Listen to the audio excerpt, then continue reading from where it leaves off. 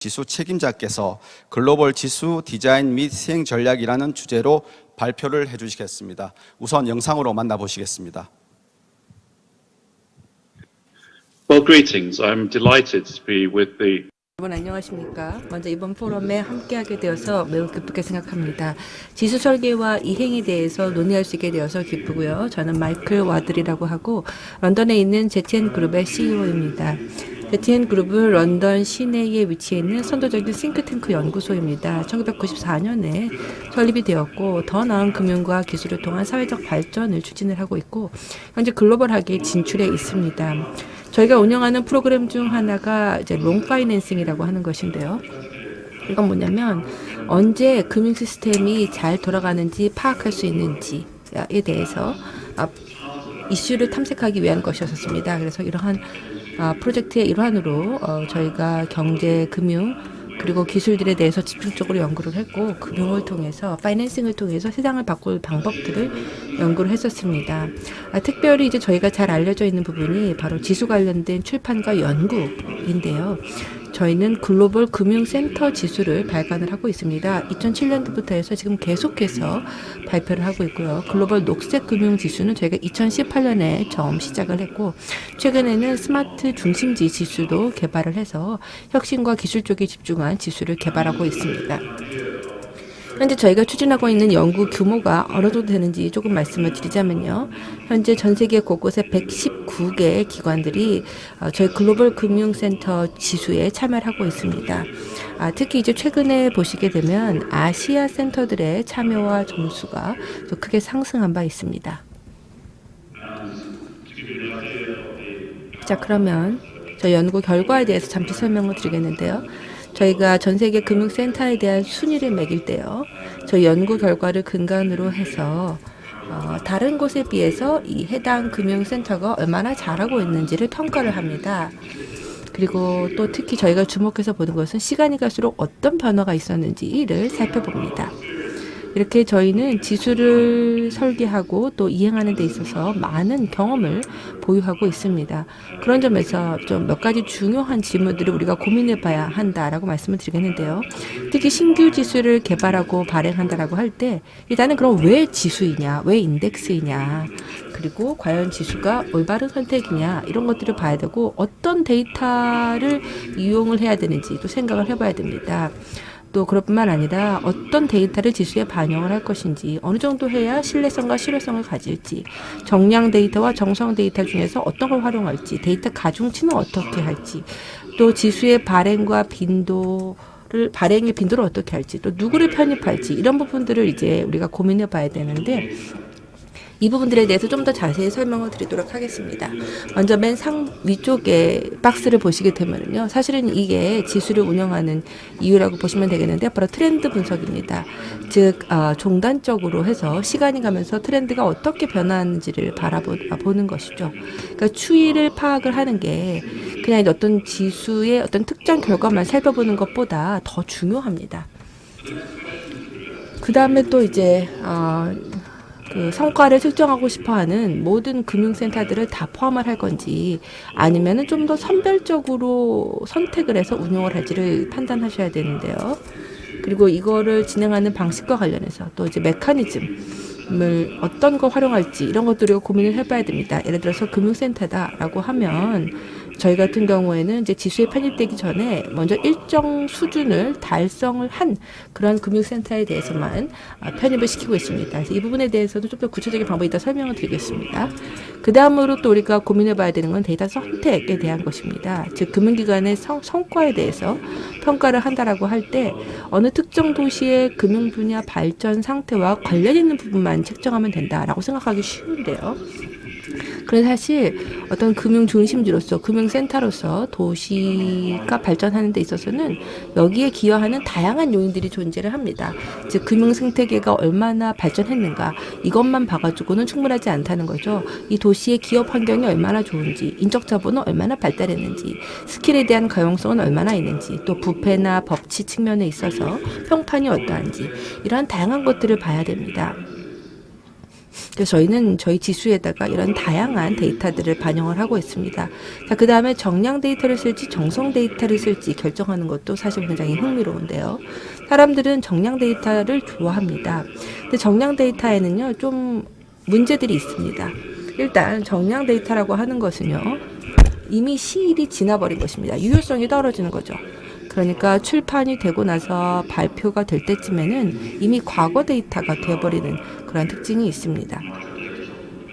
네, 그래서 실제 현재 나와 있는 지수를 보면은 일부는 뭐 2020년 자료 근간이고요.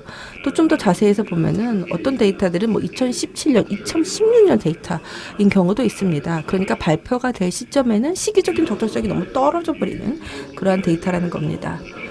그 다음에 이제 정성 데이터가 이제 우리를 생각해 볼 수 있는데요. 정성 데이터라는 것은 어떤 판단이나 설문에 기반해서 나오는 데이터들이죠. 근데 여기에도 좀 문제가 있습니다. 특히 전 세계 여러 곳에 대해서 평가를 할 때는 더더욱 좀 까다롭다라고 하겠는데요.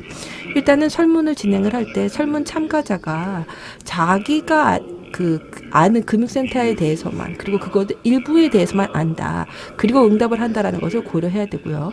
또 매우 주관적일 수가 있습니다. 즉 각 사람들이 이 어떤 그 특정 장소가 얼마나 좋은 성과가 있는지를 판단하는 데 있어서 좀 편파적이고 전체 그림을 다 대변하지 못할 수 있다. 근데 이게 데이터에 반영이 돼버린다라는 것이죠. 예, 그렇기 때문에 저희는 이 지수들을 좀 더 종합적인 데이터로 하려고 많은 노력을 하고 있습니다. 그래서 다양한 정성적 측정법들을 활용을 하고 있습니다. 그래서 그리고 또 이제 이 각 항목별로 해서 이제 지수에 반영되는 데이터들이 다양한데 여기에 가중치를 어떻게 적용할지도 이제 누군가 결정을 해야 되는데요.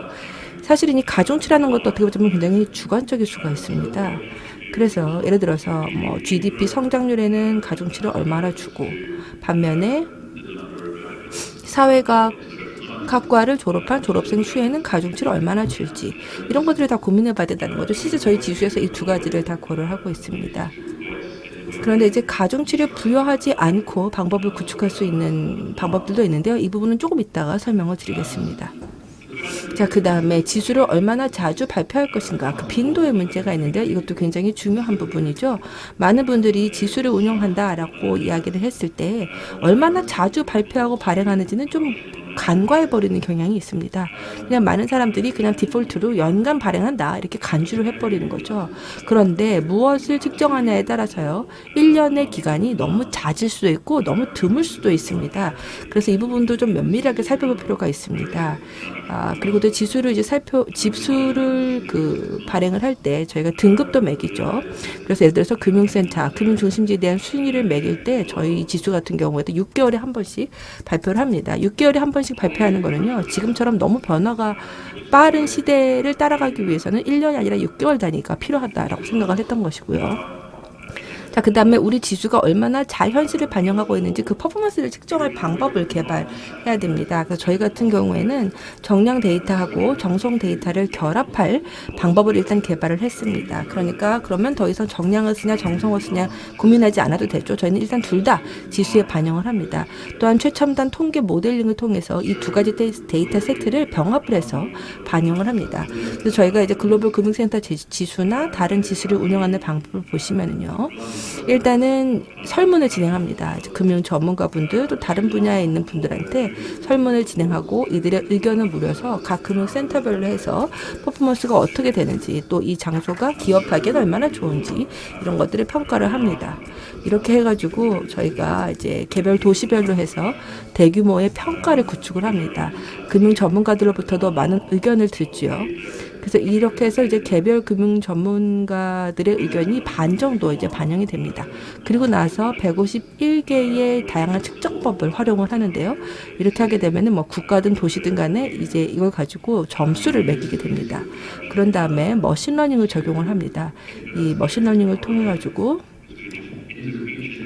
각각의 그러니까 금융 전문가들이 진행을 했었던 그 각 도시별로 해서의 평가하고 평가간에 있어서의 상관관계를 살펴보고요. 그리고 또한 이 도시와 관련된 정성 데이터와 그리고 이들이 그 금융 전문가들이 측정한 그 데이터 간에 있어서의 상관관계를 평가를 합니다. 이제 그렇게 되면은 그 다음에 이 인덱스 내에서 그러니까 그 금융 전문가가 평가한 그걸 가지고 이 사람이 전체 센터에 대해서 평가를 했다면 어떻게 평가가 나왔을지에 대해서 예측을 하게 됩니다. 그런 식으로 해서 이 평가의 정확성을 살펴보는 겁니다. 이렇게 하게 될 때 장점이 있는데요. 일단은 정량적인 측정을 할 때 어떻게 가중치를 부여할지 고민하지 않아도 된다라는 것이죠. 실제로 머신러닝 툴을 활용을 하게 되면은요, 이 정량적인 측정과 관련해서는 이제 정량적인 거와 관련해서는 가중치가 자동으로 부여가 됩니다. 자, 그리고 이제 두 번째 장점은요, 이런 방법을 쓰게 됐을 때 설문 응답자들이 모든 도시를 다 아는 건 아니다라는 점을 감안하고 반영해서 할 수가 있게 됩니다. 그래서 이제 그 응답자들한테 자기가 아는 도시에 대해서만 평가해 달라고 요청할 수 있게 되는 것이죠. 당연히 이제 설문 참고자들이 GFCI에 반영되는 119개 금융 중심지를 다 알 필요는 없는 것이죠. 그래서 이제 자기가 아는 곳에 대해서만 평가를 해달라고 얘기를 하고, 이 설문 참가자들의 견해의 제한성을 반영을 해서 지수를 개발을 하는 것입니다. 그리고 또 이제 151가지의 정량적 방법을 활용을 하고 있고요.